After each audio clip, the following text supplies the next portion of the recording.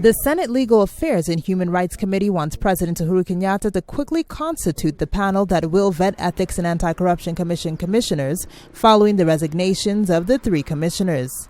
Makueni Senator Mutula Kilonzo Jr. and his counterpart Nandi Stephen Song say the process of reconstituting the corruption watchdog needed to be hastened to ensure the fight against corruption was sustained. President Uhuru Kenyatta, through his chief of staff, had last week called on institutions required under law to comprise the selection panel to forward names of the nominees to the panel. The backdrop of not naming these commissioners or this selection panel, which will vet, which will advertise, which will forward the names to His Excellency the President, is creating a gap in the fight against corruption, which is then creating what my chairman, Senator Sang, has stated, that members of the National Assembly and others from the Parliament have now engaged in speculation about the persons who have been, in terms so-called, found with no cases to answer.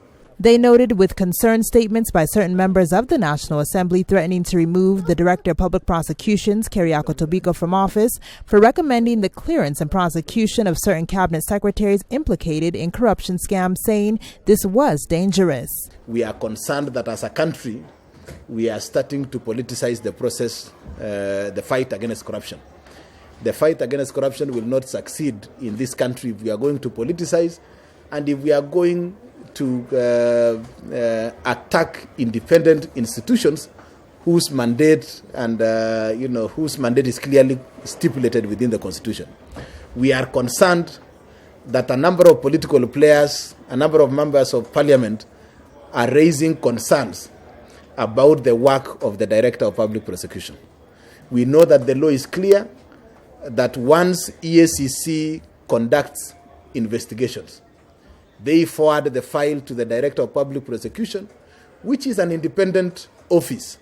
And you will realize that in the last dispensation, the Attorney General handled the entire process of being the legal advisor to government, but also public prosecution. But there was particularly serious consensus in this country that we needed to separate the Attorney General's office and the Director of Public Prosecution in order to ensure that we have an independent office of the Director of Public Prosecution that will not be answerable to any political whims. They urged the DPP not to be intimidated by the statements of the MPs, promising to stand by him to ensure the fight against corruption was won. I'm Angela Wamboy for Capital TV. I am aware the Corruption Commission are investigating. They haven't sent the file.